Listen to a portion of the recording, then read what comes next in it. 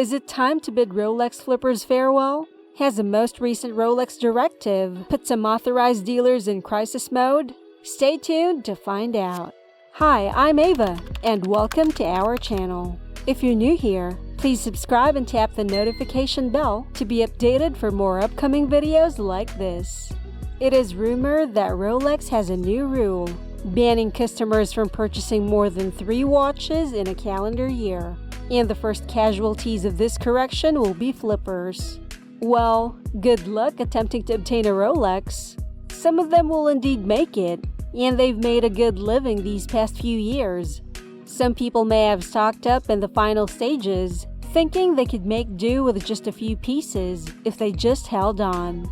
And if this happened, it would simply wipe out any previous profits they had made. We'll have to wait until the next market expansion, which may not come for some time, but it is what it is. But given that fewer people are interested in buying watches from retail stores right now, what does this indicate about the watch market and the watch industry? In the end, even the brands will be affected by this drama because, let's be honest, these so-called flippers who have no stake in this industry flip 2 out of every 3 watches. They don't take the time to learn the procedure and dedicate themselves to it because this isn't their line of work. It's just an opportunity to get the watches and make some money. We genuinely believe it to be the biggest decision Rolex has ever made though, now that we've had more time to consider the circumstances and the factors that led to it. And it will undoubtedly succeed. We'll explain why it's been one of the biggest headaches for everyone in the watch industry for the past few years that Rolex authorized dealers have essentially had the freedom and power to do anything to sell their timepieces to whomever they like. However, many people prefer to follow the rules.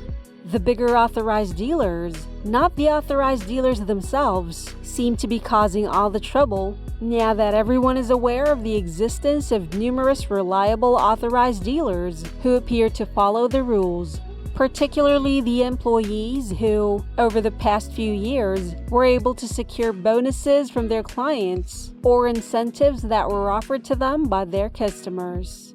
Only a small portion of their base of devoted, so-called preferred customers are still buying the same watches week after week due to extensive advertising.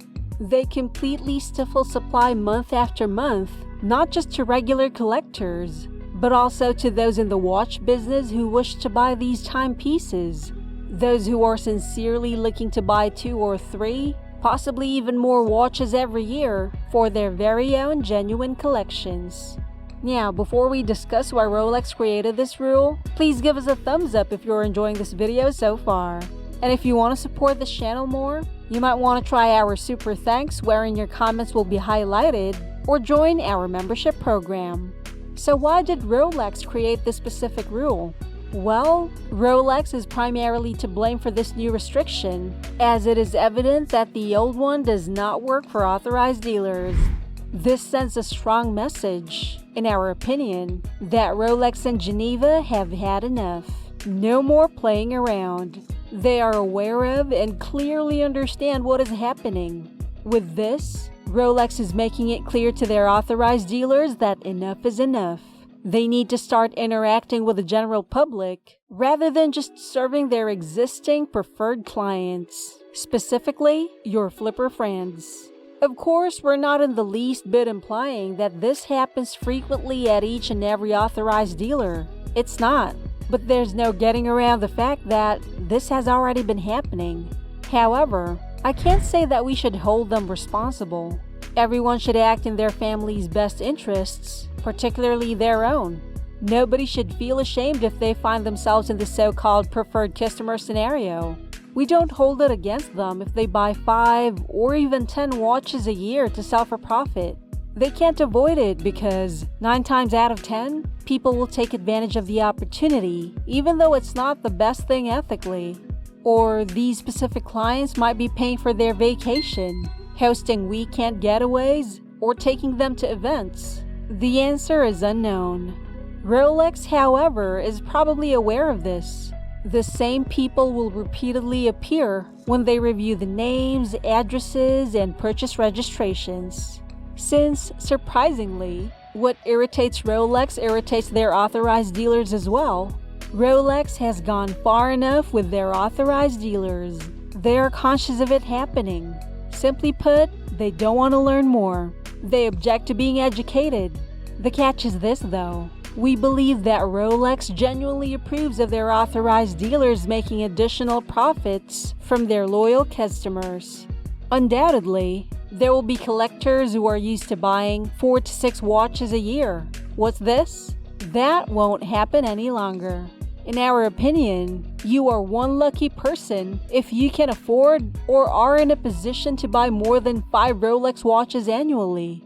It is high time for them to take into account the people who merely want to get their first ever dream Rolex, but are unable to do so because these people have been snatching up far too many. This is a risky move from Rolex, whether you're a collector or a flipper. If what we're hearing is true, authorized Rolex dealers, or should we say Rolex itself, no longer accept new registers of interest from customers looking for sports watches. To serve them and make sure that we get our bonuses, incentives, and extra jewelry sales among other things, the ADs are outlining what watches we can sell to our favorite clients. The fact that this has to take place before they can get their Rolex is quite intriguing. What kind of long-term effects can it have?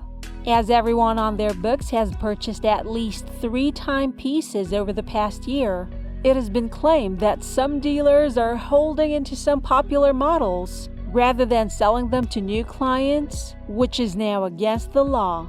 In the long run, the retail Rolex industry will be greatly impacted if Rolex is unable to sell more than 3 watches to their flipper friends each year.